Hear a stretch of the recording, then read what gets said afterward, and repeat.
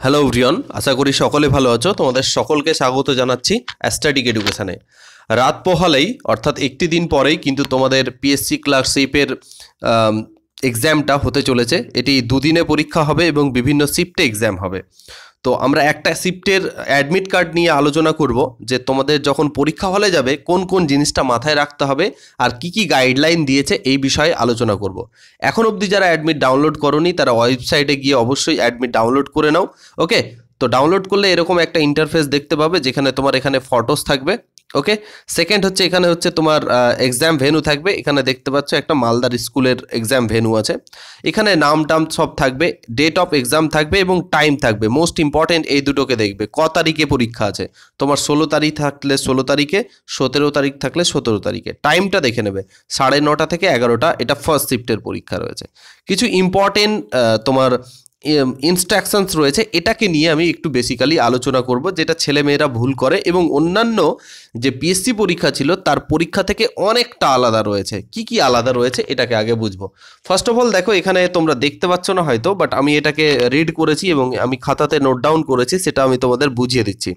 প্রথম যে পয়েন্টটা বলেছে যে candidate must should check the admit card carefully. হ্যাঁ, যদি প্রথম কথা যেটা বলেছে বেঙ্গলি মিনিং বলে দিচ্ছি, যে প্রথমত অ্যাডমিটটাকে স্টুডেন্টদের চেক করতে বলেছে, ক্যান্ডিডেটদের চেক করতে বলেছে কেয়ারফুলি। যদি কোনো ধরনের ভুল থাকে তাহলে কমিশনসকে ইমিডিয়েটলি ইনফর্ম করতে হবে। কিভাবে ইনফর্ম করবে স্যার? দুটো অপশান। ফার্স্ট অপশান মেল করে, সেকেন্ড অপশান হচ্ছে তোমরা ওইখানে ফিজিক্যালি গিয়ে তোমরা মিট করতে পারো বা ফোন নাম্বার দিয়েই করতে পারো। এটা কোথায় আছে? এটা অবশ্যই তোমার ওয়েবসাইটে যাবে, মেল এবং ফোন নাম্বার দুটোই পেয়ে যাবে।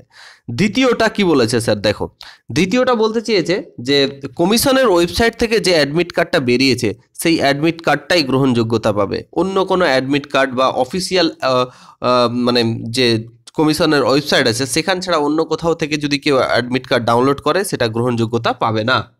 Okay sir. আচ্ছা, মোস্ট ইম্পর্টেন্ট 4 নাম্বারটা কি বলেছে? হ্যাঁ, 3 নাম্বারটা খুব একটা ইম্পর্টেন্ট না, 4 নাম্বারটা বলছে। 4 নাম্বারটা কি বলেছে দেখো, a candidate meant for a particular venue date and session will under.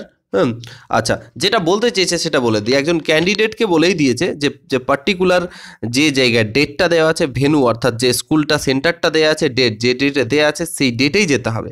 কেউ যদি মনে করে যে না আমি অন্য ডেটে যাচ্ছি, অন্য সময়ে যাচ্ছি, পরে রিকোয়েস্ট করছে, তাহলে সেই রিকোয়েস্ট গ্রহণযোগ্যতা হবে না এবং সে পরীক্ষাটা থেকে বাতিল করা হবে, অর্থাৎ পরীক্ষার যোগ্যতা সে হারাবে।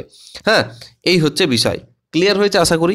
আচ্ছা, এবং এখানে একটা কথা বলে দিয়েছে যে অবশ্যই তোমার যে কথাটা বলেছে যে এক্সাম হলে অবশ্যই তোমাকে অ্যাডমিট কার্ড বা যে সব জিনিসগুলো নিয়ে যেতে হবে সেগুলো তো আগামীতে আরও আলোচনা করব। দেখো 5 নম্বর পয়েন্টটা কি বলেছে, ক্যান্ডিডেট আর কি বলছে, advice not to bring any item except. আচ্ছা, যেটা বলছে আমি বলে দিচ্ছি। 5 নম্বর আইটেমটা বলতে চাইছে যে ক্যান্ডিডেটরা অ্যাডমিট কার্ড, ফটো আইডি, হ্যাঁ ফটো আইডি বলতে যে কোনো ভোটার কার্ড, আধার কার্ড কিছু একটা নিয়ে যাবে, আর ফটোগ্রাফ, পেন, পেন্সিল, তুমি যেটাতে পেন পেন্সিল তোমাকে নিয়ে যাওয়ার কথা বলেছে।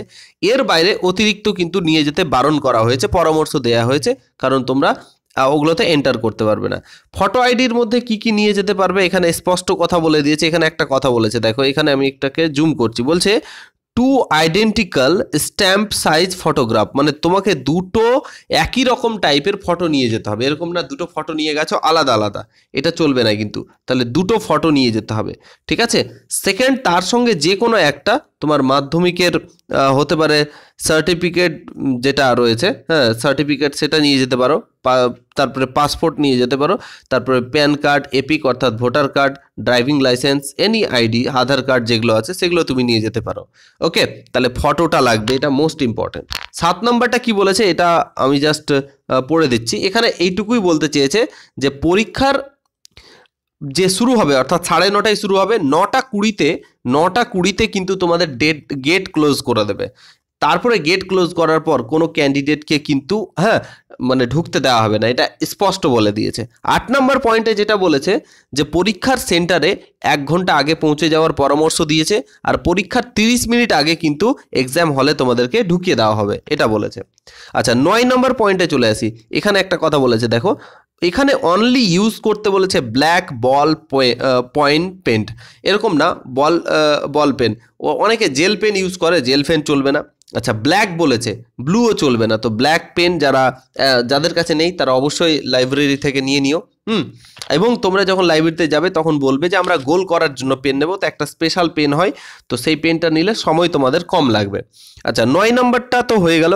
আচ্ছা 10 নম্বরটা কি বলেছে, ভেরি ভেরি ইম্পর্টেন্ট, যেটা অন্যান্য পরীক্ষাতে হয় না। 10 নম্বরে বলেই দিয়েছে যে পরীক্ষা শেষ হওয়ার পর তোমরা ধরো যে মানে এরকম হলো যে কোনো ক্যান্ডিডেট 10 আর 11 দুটোই বলছি, আগে 10এরটা বলে দিই। বলছে পরীক্ষা শেষ হয়ে গেল, সে তোমার ধরো যে 1.5 ঘন্টার পরীক্ষা 1 ঘন্টাতে শেষ হয়ে গেছে, কিন্তু তুমি ডিরেক্ট খাতা জমা দিয়ে যেতে পারবে না। পরীক্ষা নির্দিষ্ট সময় যখন শেষ হবে তারপরেই তুমি কিন্তু বেরোতে পারবে। 11 নম্বরটা বলছে পরীক্ষা শেষ হওয়ার পর কিন্তু তুমি কোশ্চেন্স বাড়ি নিয়ে আসতে পারবে না, কোশ্চেন্স কিন্তু জমা নেবে। এখানে স্পষ্ট বলে দিয়েছে কোশ্চেন কিন্তু জমা নেবে, এটা জিনিস মাথায় রেখো, ঠিক আছে। 12 নম্বরটা বলছে ক্যান্ডিডেটদেরকে অ্যাডভাইস করা হয়েছে তারা যেন হোয়াইটনার বা ব্লেড, অনেকে ভুল হয়ে গেলে হোয়াইটনার বা ব্লেড ইউজ করে, সেটা কিন্তু ইউজ করা চলবে না। আর তার সঙ্গে যদি কোনো ইলেকট্রনিক ডিভাইস বা ফোন বা স্মার্টফোন বা যা হতে পারে ব্লুটুথ, এগুলো যদি পাওয়া যায় তাহলে তার তো পরীক্ষা ক্যান্সেল হবে, তার সঙ্গে আইনত ব্যবস্থা নেওয়া হবে, এখানে স্পষ্ট কথা বলা হয়েছে। আর যে সমস্ত ভাইয়েরা বা ক্যান্ডিডেটরা ডিসেবল রয়েছেন তাদের জন্য কিন্তু 30 মিনিট এক্সট্রা দেওয়া হবে, অর্থাৎ রুলস অনুযায়ী 1 ঘন্টায় 20 মিনিট এক্সট্রা দেওয়া হবে, তাহলে 1.5 ঘন্টার পরীক্ষা, তার মানে 30 মিনিট তোমাকে কিন্তু এক্সট্রা দেওয়া হবে। তারপর হচ্ছে আরেকটা কথা যেটা বলেছে 14 নম্বর পয়েন্টে, যে যারা মানে পরীক্ষা দিতে যাবে এই সমস্ত ক্যান্ডিডেট রয়েছে যারা রাইটার নিয়ে যাবেন, ধরো যে রাইটার নিয়ে যাওয়ার শর্ত রয়েছে, প্রথমত এর তো একটা প্রসেস তো রয়েছে, তার আগে তোমার যে শিক্ষাগত যোগ্যতা আছে সে যেন তোমার থেকে কম শিক্ষাগত যোগ্যতার হয়, মিনিমাম 1 বছর, এটা এখানে স্পষ্ট বলা রয়েছে। আচ্ছা আর একটা কথা মাথায় রাখবে, তোমরা কিন্তু পরীক্ষা চলাকালীন 16 নম্বর পয়েন্টে বলা রয়েছে ওয়াশরুম ইউজ করতে পারবে না, অর্থাৎ পরীক্ষা শুরু হয়ে গেল ডিরেক্ট তুমি পরীক্ষা শেষ করেই কিন্তু ওয়াশরুম যেতে পারবে যদি না খুবই ইমার্জেন্সি হয়, এই কথাটা রয়েছে। প্রত্যেকের অ্যাডমিটে এই জিনিসগুলো রয়েছে, আমি জাস্ট মনে করিয়ে দিচ্ছি। আরেকটা কথা হচ্ছে পরীক্ষা হলে তুমি কিন্তু জলের বোতল নিয়ে যেতে পারো, অবশ্যই জলের বোতল যেটা থাকবে সেটাতে যেন কোনো অ্যাড না থাকে। ধরো বিসলারির জল নিয়ে যাচ্ছ, বিসলারির ওই অ্যাডটা কেটে ফেলে দেবে, তাহলে এই হচ্ছে বিষয়। হ্যাঁ, আর এখানে একটা কথা বলা রয়েছে 18 নম্বরটা মোস্ট ইম্পর্টেন্ট, বলছে পরীক্ষা হলে ঢোকানোর পূর্বে কিন্তু প্রপারলি একটা চেকিং করা হবে, এটা প্রতিটা পরীক্ষায় হয়। হ্যাঁ, এবং স্পষ্ট এটা বলে দিয়েছে, ঠিক আছে। তো এই হচ্ছে বিষয়, কোনো ইলেকট্রনিক ডিভাইস গ্রহণ করা চলবে না।